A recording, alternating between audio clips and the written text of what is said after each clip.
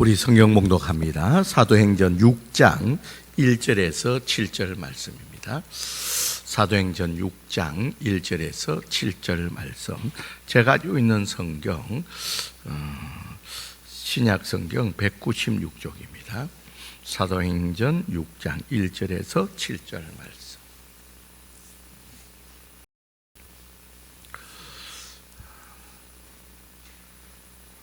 우리 다 찾아준 줄 알고 우리 교독합니다. 먼저 1절 말씀입니다. 6장 1절. 그때 제자가 더 많아졌는데 헬라파 유대인들이 자기의 가부들이 매일 구제에 빠짐으로 히브리파 사람을 원망하니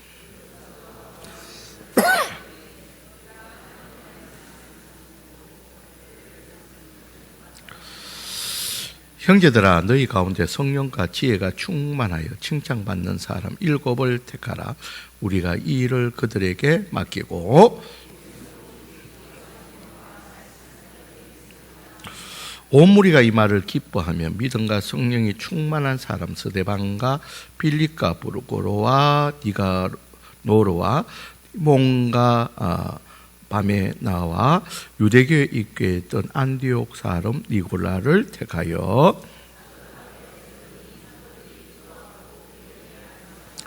우리 7절 같이 읽습니다. 하나님의 말씀이 점점 왕성하여 예루살렘에 있는 제자의 수가 더 심히 많아지고 허다한 제사장의 무리도 이 도에 복종하니라. 아멘. 이 시간에 갈렙 찬양대 찬양이 있겠습니다.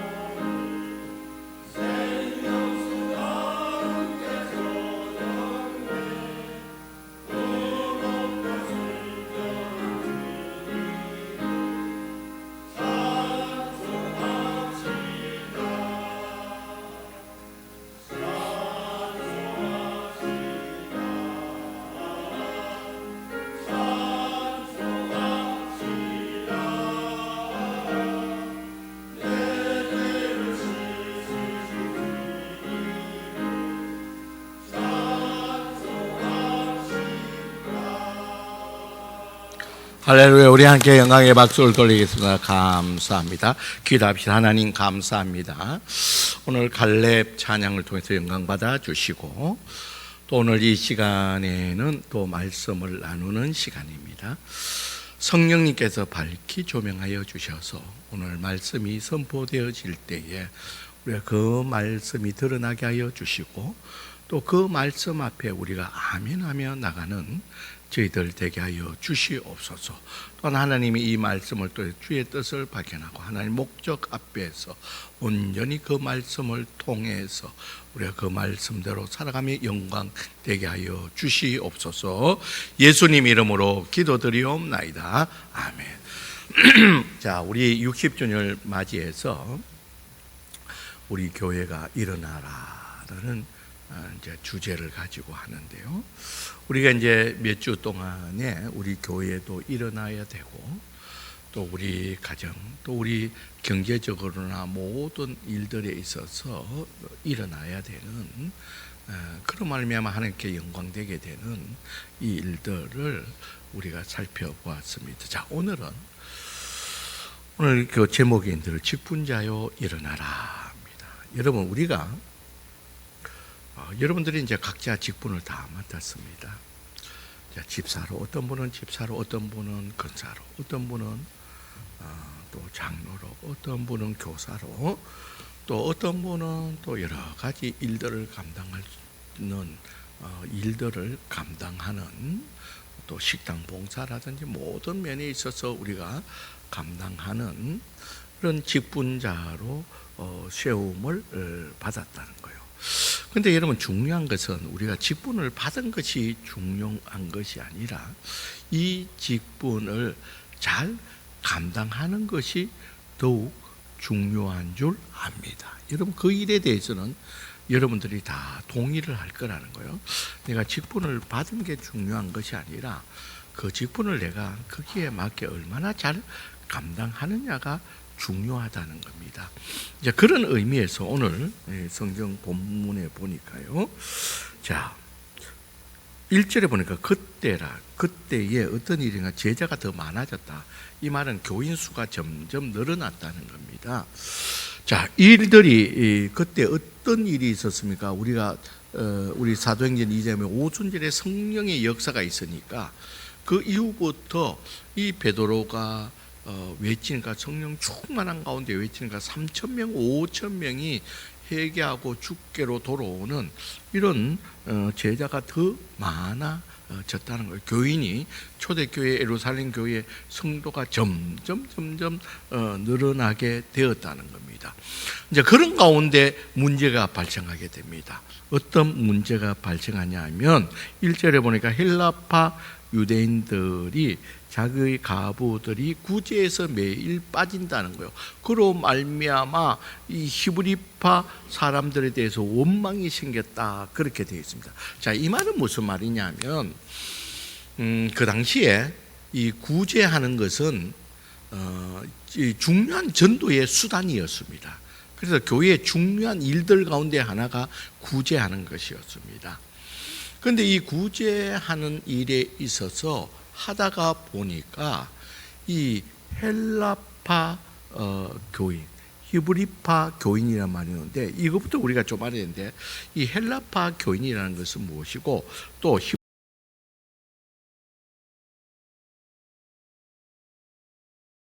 여기서 태어나서 자라고 그래서 이 복음을 듣고 이 예루살렘 교회로 교인된 이 사람들을 히브리파 교인들이었습니다. 그러니까 교회의 시장 멤버죠. 멤버인데 또 그 가운데는 태어나 유대인임에도 불구하고 그 이스라엘 주변국에 있다가 다시 예루살렘으로 살게 되었고 그때 복음을 받고 예수를 믿게 된 사람들이 있었다는 거예요. 그래서 이 교회, 초대교회는 크게 히브리파 교인들이 있었고 또 헬라파, 외국에 살다가 돌아와서 이렇게 정착한 헬라파 교인들이 있었다는 거예요. 주로 히브리파 교인들이 많이 있었습니다. 그런데 이제 구제를 하는데, 매일 구제를 하는데, 가부들에게 구제를 하는데 하다 보니까 이 헬라파 이 가부들이 이 구제에서 자꾸 빠지게 된다는 거예요. 그러니까 이 헬라파 사람들이 불평이, 원망이 생기고 나타나요. 원망이 생기고 나니까 그 가운데 부흥하는 이 교회 가운데 이 분열의 조짐이 생기고 이 부흥의 걸림돌이 되었다는 거예요. 자, 이런 문제가 발생하게 되니까 이 초대교회는 이 문제를 어떻게 해결하느냐, 이 문제를 하는 구제하는 방식이라든지 어떤 그런 룰이라든지 그런 것들을 찾는 것이 아니라 오늘 성경에 보니까 이 문제들을 모여서 이 문제 해결 방법들을 찾는데, 그 문제가 3절에 보니까 사람 7을 택하여 우리가 이 일을 그에게 맡긴다. 그러니까 문제 해결을 어디에서 찾느냐 하면 사람을 세워가지고 7명의 사람을 세워서 그 일을 맡겨서, 다시 말해서 이 직분자를, 사람을 통해서 직분자를 세워서 그 일을 맡겨서 이 문제를 해결하고자 했다는 겁니다. 자, 그렇다면 이 7명의 직분자를 세워서 이 문제를 해결한 결과가 어떻게 되었습니까? 그 결과가 7절에 나옵니다. 7절 우리 같이 한번 읽어볼까요? 6장 7절 같이 있습니다. 시작. 하나님의 말씀이 점점 왕성하여 예루살렘에 있는 제자의 수가 더 심히 많아지고, 자, 이 문제가 생겨서 교회 분열이 조짐이 되고 문제가 생기고 이 부흥의 걸림돌이 되었는데, 오히려 사람을 세워가지고 이 일들을 진행했는데 오히려 이 부흥하는 것이 더 심히 많아졌다는 거예요. 성장이, 교회 부흥이 더 급속하게 더 많은 부흥을 가져오게 되었다는 겁니다. 자, 그렇다면 이것이 어떤 사람을 세웠기에, 도대체 어떤 사람을 세워서 맡겼기에 이렇게 오히려 분열의 조짐이 있던 것들이 오히려 더 심히 부흥케 되는 이런 일들이 발생하게 되었냐는 거예요. 자, 어떤 사람을 세웠습니까? 성경에 나와 있죠. 3절에 보니까 형제들아 너희 가운데 뭐가 충만한 사람요? 성령과 지혜가 충만한 사람. 첫째는 성령과 지혜가 충만한 사람. 성령과 지혜를 같이 이어서 충만한 사람이라, 성령 충만한 사람, 지혜 충만한 사람, 이렇게 아니고 성령과 뭐가요? 지혜가 충만한 사람을 첫째 뽑았다는 겁니다. 자, 여기서 이제 여러분, 먼저 그러면 성령이 충만하다는 것은 어떤 의미입니까? 여러분, 성령이 충만하다는 것은 어떤 것을 성령 충만하다는 겁니까? 여러분, 성령 충만하다는 것은 먼저 성령에 의해서 이끌리는 사람을 말합니다. 자기에 이끌리는 사람이 아니라 자기 생각, 자기 경험, 자기 욕심, 자기 감정에 이렇게 이끌리는 사람이 아니라 어디에 이끌린다고요? 성령에 이끌리는 사람. 성령에 이끌려가는 사람을 세웠더니 교회가 어떻게 되었다고요? 더 심히 부흥하게 되었다, 그렇게 말하고 있다는 겁니다. 자, 그렇다면 이 성령 충만하다는 건 성령에 이끌리는 걸 말하는데, 그래서 사도 바울은 이것을 위해서, 성령의 이끌림을 위해서 자기는 날마다 뭐 한다고요? 죽노라, 그렇게 말합니다. 자기의 생각, 경험, 그런 것들이 자기의 뜻대로 움직이는 것이 아니라 성령에 이끌려 하나님의 뜻에 이끌려 나가는 이런 모습을 사도 바울은 나는 날마다 죽노라, 그 말과 성령 충만, 내가 성령에 이끌려 가기를 원한다는 말과 같은 맥락을 갖고 있다는 겁니다. 여러분, 이 맥락은 또 다른 말로 하면 기도하는 사람을 말하고 있습니다.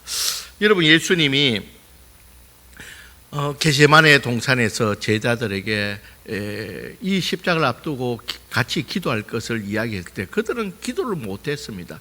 그래서 예수님이 제자들에게 한시도 깨어서 기도할 수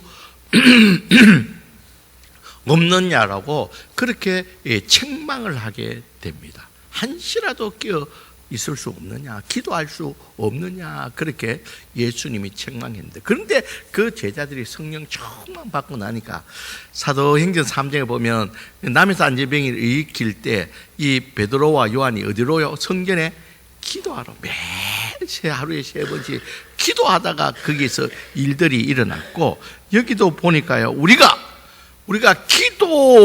기도하고 말씀 사이에 우리가 전무해야 되는데 라고 나와 있다는 거예요. 여러분, 이 말은 성령 충만하다는 말은 또 다른 말로 하면 첫째는 자기를 죽이는 것도 되지만 두 번째는 기도한다는 거예요. 기도하면서 자신을 죽여 나가고 성령의 뭡니까? 이끌림을 받는 것을 성령 충만이라고 이야기하고 있다는 거예요. 자, 그렇다면 이 성령 충만하고 지혜가 무슨 연관이 있기에 성령과 지혜가 충만한 자라고 그렇게 말하고 있느냐? 여러분, 지혜라는 것은 무엇입니까? 여기서 말하는 지혜라는 것은 이 문제가 왜 발생이 되었습니까?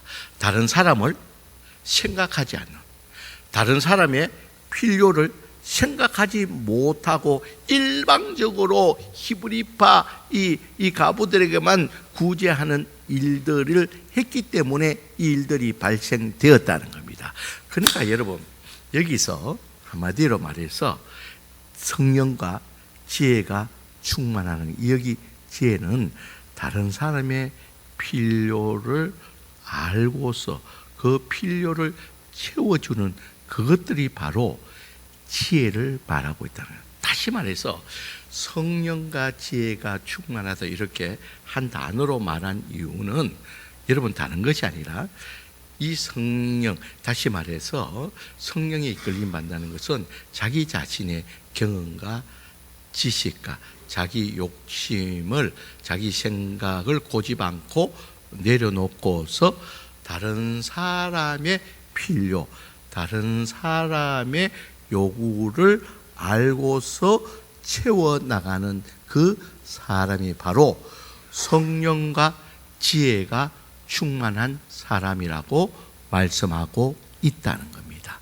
그러기에 여러분, 정말 하나님이 원하시는 직분자, 또 교회를 더 부흥케 할 수 있는 직분자는 성령과 지혜가 충만한 사람, 다시 말해서 다른 사람의 필요를, 그러니까 내 생각, 내 뜻을 고집하는 자가 아니라, 내 욕심대로 행하는 자가 아니라, 내 뜻대로 행하는 자가 아니라 오히려 다른 사람의 필요를 알고 채워주는 사람. 그래서 여러분, 정말 성령과 지혜가 충만한 사람의 입술에는 이런 말이 나와야 됩니다. 어떻게 하면 좋겠습니까? 우리 한번 따라해 볼까요? 어떻게 하면 좋겠습니까? 여러분, 부엌의 일을 하더라도 내 생각만, 내 계획만, 내 열심을 하는 것이 아니라 사랑과 함께 해나가는, 어떻게 하면 좋겠습니까? 이거 이렇게 해야 돼가 아니라, 우리 다시 한번 따라서 어떻게 하면 좋겠습니까? 어떻게 하면 좋겠습니까? 여러분, 하나님이 원하는 직분자는 성령과 지혜가 충만하다는 것은, 다른 말로 하면 여러분 요것만 기억하면 좋습니다. 어떻게 하면 좋겠습니까? 여러분, 이런 자를 통해서 이 교회가 점점 더 왕성하고 부흥의 길로 가는 줄 믿습니다. 여러분, 첫째, 성령과 지혜가 충만하다는 것은 다른 사람을, 여러분 이 문제가 다른 사람을 생각하지 않았기 때문에 자기 생각, 자기 방법으로, 자기 경험으로 함으로 말미암아 이런 일이 생겼기 때문에, 여러분 성령과 지혜가 충만한 사람은 다른 사람의 필요를 알고 채워주는, 어떻게 하면 좋겠습니까? 라는 말을 늘 할 수 있는 자를 통해서 하나님이 기뻐하시고 우리 교회를 점점 더 부흥케 할 수 있는 직분자가 된 줄 믿습니다. 여러분, 직분자가 일어나는 것은 다른 것이 아니라 어떻게 하면 좋겠습니다라고 말을 입술 가운데 달고 사면서 그렇게 살아가는 자를 통해서 하나님이 이 교회를 더 부흥케 하는 일들이 일어나는 줄 믿습니다. 두 번째는 어떤 자를 통해서 교회가 더 부흥케 되는 이런 일들, 이런 직분자가 세워졌습니까? 첫째는 성령과 지혜가 충만하고, 두 번째는 뭡니까? 칭찬받는 사람이라 그렇게 말하고 있습니다. 여러분, 일단 이제 칭찬받는다는 것은 다른 말로 하면요, 여러분 칭찬을 언제 받을 수 있습니까? 여러분 여러분 다른 사람으로부터 칭찬받기를 원합니까? 그러면 다른 거 없습니다. 여러분 희생하면 됩니다. 희생하면, 여러분 며느리가 좋은 며느리다, 괜찮은 며느리다, 여러분 내면에 들어가면 다른 말로 하면 그 며느리가 희생하고 있습니다. 여러분 희생하면 칭찬받을 수가 있다는 거예요. 자, 그 말은 다른 말로 하면, 여러분 이 교회가 점점 더 부흥하는 이 직분자는 어떤 직분자가 되었냐 하면 희생할 줄 아는, 그러니까 자기 욕심대로 하는 자가 아니라, 자기 생각대로 하는 자가 아니라, 여러분 모든 일에 있어서 희생하면서 그 일들을 감당하는 자가, 그 자를 통해서 이 교회가 점점 더 부흥하는 역사가 일어나는 줄 믿습니다.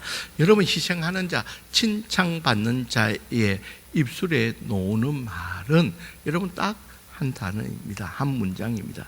내가 할게요. 우리 한번 따라해 볼까요? 따라해 봅시다. 내가 할게요. 여러분, 하나님이 인정하고 교회를 부흥케 하는 그 사람은, 그 직분자는 다른 것이 아니라 모든 일에 있어서 내가 할게요 라는 이런 말들을 하는, 이것은 비단 교회뿐만 아니라 어디를 가더라도 여러분 이런 말씀, 어떻게 할까요? 라는 이런 물음과 또 내가 할게요 라는 이런 모습을 통해서 이런 직분자가 세워질 때에 교회가 부흥할 수 있는 역사가 일어난다는 겁니다. 자, 그렇다면 여러분, 나는, 그러면 한번 질문해 봅시다. 나는 어떤 직분자인가? 정말 교회를 부흥케 하는 직분자인가? 아니면 교회의 부흥을 걸림돌이 되는 직분자인가? 반대로 하면 나는 문제를 해결하는 직분자인가?